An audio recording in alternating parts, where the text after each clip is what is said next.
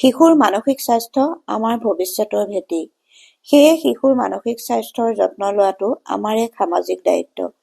এখন সুস্থ আৰু ভাৰসাম্যপূৰ্ণ সমাজ গঢ়িবলৈ শিশুসকল মানসিকভাৱে সুস্থ হোৱাটো অতি দৰকাৰ। সাধাৰণতে আমি শিশুৰ শাৰীৰিক স্বাস্থ্যৰ সম্পৰ্কে যিমান গুৰুত্ব দিওঁ, মানসিক স্বাস্থ্যৰ ওপৰত কমকৈ গুৰুত্ব দিওঁ। শিশু এটি সম্পূৰ্ণৰূপে সুস্থ বুলি তেতিয়াহে ক'ব পাৰি, যেতিয়া তেওঁ শাৰীৰিক আৰু মানসিক দুয়ো ক্ষেত্ৰতে ভাল ফল দেখুৱাব পাৰে আৰু বিভিন্ন পৰিৱেশৰ লগত নিজকে খাপ খুৱাই ল'ব পাৰে। শিশুসকল বিভিন্ন পৰিৱেশত ডাঙৰ দীঘল হয় আৰু সেয়ে তেওঁলোকৰ মানসিক স্বাস্থ্যও এজনৰ আন এজনৰ লগত একে নহয়। শিশুসকল বৰ অনুভৱী হয় আৰু তেওঁলোকৰ ভাৱ অনুভূতিবোৰ সকলো শিশুৱে প্ৰকাশ কৰিব নোৱাৰে। ফলত তেওঁলোকে যিকোনো আচৰণ কৰা দেখা যায়। যেনে কোনোবাটো শিশু খুব খিংখিঙীয়া, কোনোবাটো শিশু যিকোনো কথাতে কান্দি থাকে, কোনোবাটো উচ্ছৃংখল ইত্যাদি। সেয়ে শিশুসকলক মানসিকভাৱে সুস্থ কৰি ৰাখিবলৈ অভিভাৱকসকল অতি সচেতন হ'ব লগা হয়। তাৰ বাবে শিশুসকলক এটা ইতিবাচক পৰিৱেশ দিয়া উচিত। সিহঁতক সিহঁতৰ আন বন্ধু বা ঘৰৰ আন শিশুসকলৰ লগত তুলনা কৰিব নালাগে। সিহঁতৰ কথা বতৰাত সহযোগ বা গুৰুত্ব দিয়া উচিত। সিহঁতক অৱহেলা কৰাটো অনুচিত।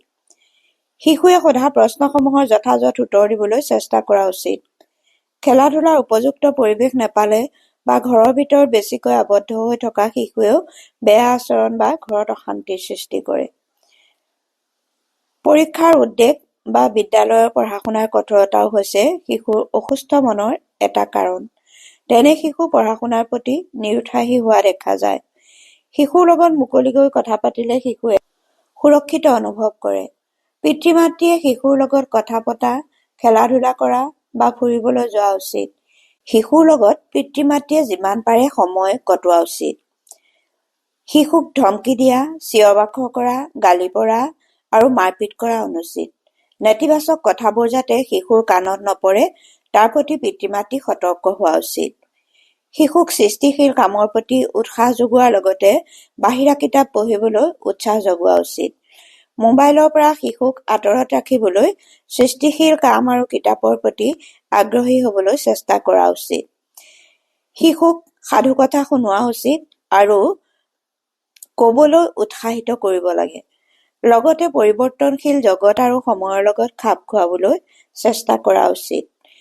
মুঠতে শিশুসকলক ঘৰ, বিদ্যালয়, সমাজ আদিত এক সুস্থ, আনন্দময় পৰিৱেশ সৃষ্টি কৰি মানসিক স্বাস্থ্য অটুট ৰাখিবলৈ চেষ্টা কৰা উচিত।